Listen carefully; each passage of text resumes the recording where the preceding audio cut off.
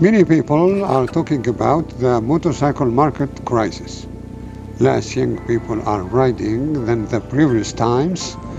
That event pushed all people interested in motorcycles, like myself, then that brought me to the role of force in promoting motorcycles, hence this video. The appearance of the shadow of the Iron Horse, a war-born romance. Before we trace the lines of Chrome and the history of the open road, perhaps the motorcycle industries of today should pause and listen. In a market that feels stagnant, where the old guard is fading and the youth are turning away, the answers may not lie in more plastic or digital screens. Perhaps the industry should pay attention and get inspired by these whispering historical facts. The rugged, tactical, and desperate origins of the machines they now try to sell as lifestyle accessories. To find the future of the motorcycle, we may first have to understand the fire in which it was forged.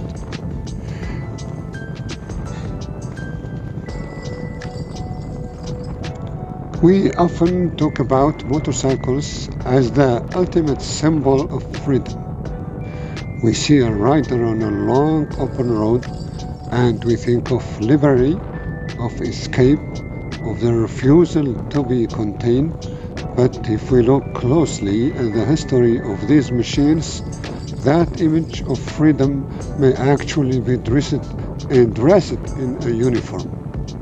Have you ever wondered why the great boom of motorcycling, that explosion of chrome and displacement in the 60s and the 70s, happened when it did? Was it truly just a cultural accident of the post-war generation, or was it the late echo of the world's greatest conflicts? There is a persistent theory that the motorcycle, as we know, it wasn't born in a design studio, but in the trenches. And while we can never be entirely sure, the evidence suggests that the Iron Horse we love today is a shadow cast by the fires of war. Before 1914, the motorcycle was a fragile novelty. It was a motorized bicycle reserved for the eccentric and the wealthy. But then came the Great War. In the mud of Europe, the horse, primary mode of tactical transport for centuries, met its limit. Horses were massive targets. They succumbed to gas and exhaustion.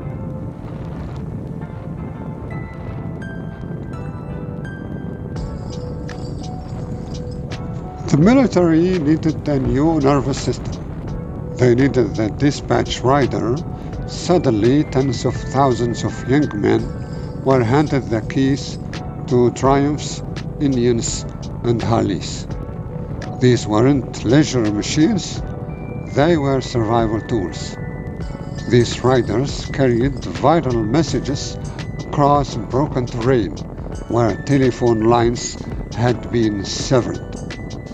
They learned to ride not for fun, but because the speed of their machine meant the difference between a message delivered and a unit lost. By the end of that first war, an entire generation had been introduced to internal combustion under the highest stakes imaginable. They didn't just learn to ride, they learned to bond with a machine that shared their danger. When they returned home, they brought that mechanical kinship with them. But if World War I introduced the motorcycle, World War II mass-produced their obsession. Think of the Harley-Davidson WLA, the Liberator, or the BMW R75 with its rugged sidecar. During those years, motorcycles were built by the hundreds of thousands. They were scouts, escorts, and even light attack vehicles. They were engineered to be foxhole repairable, so simple and honest. When the guns fell silent in 1945, the world changed. Surplus military bikes flooded the civilian market. You could buy a barrel-hardened machine for almost nothing. But more importantly, the men returning home were different.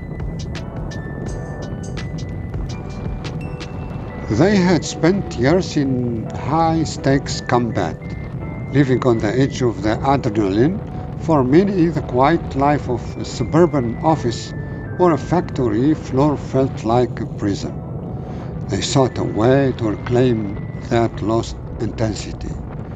They took those heavy military thunders off to make the bike faster, inadvertently inventing the bobber and the chopper out of a need to strip away the weight of the past.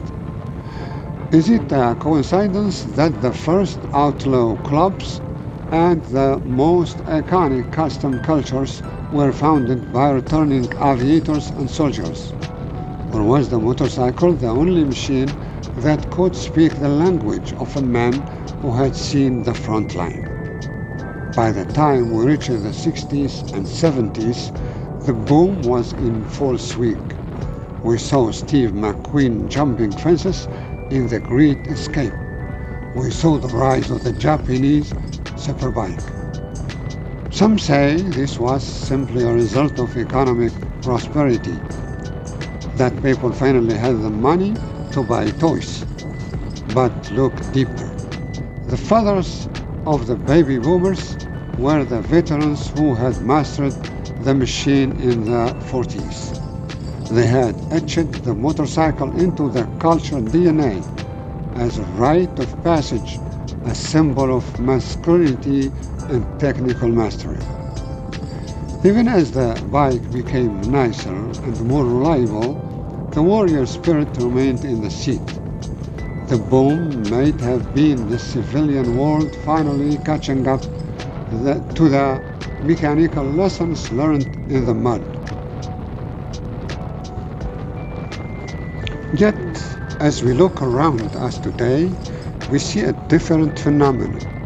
The market is aging, the boom has faded. Around us, the big motorcycles are being replaced by scooters. Utilitarian, quiet, and safe.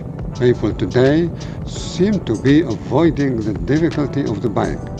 They avoid the wind, the rain, and the heavy clutch. We live in a world of frictionless convenience. Is the decline of the motorcycle a sign that we are finally too far removed from the necessity of the mid-century? Perhaps the motorcycle thrives best when the world is at its most chaotic. Even today, in the modern conflicts of 2026, we see the return of the motorcycle squadron. In places like Ukraine, riders are using bikes once again to cross no man's land at breakneck speeds to evade drones.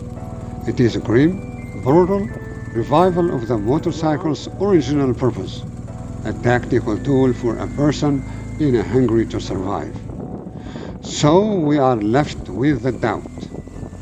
Was the glory of the 60s and 70s just a long, beautiful aftershock of the world wars?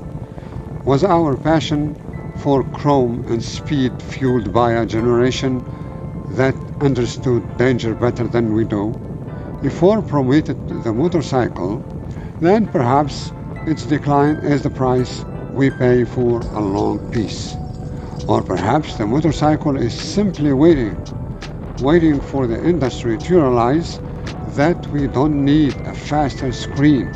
We need a machine that helps us win our own modern battles. The machine is still here. The road is still open. But the question remains, do we ride because we are free, or do we ride because Somewhere deep in our history, we learned that the only way to stay alive is to keep moving. Keep riding safe, and thanks for watching.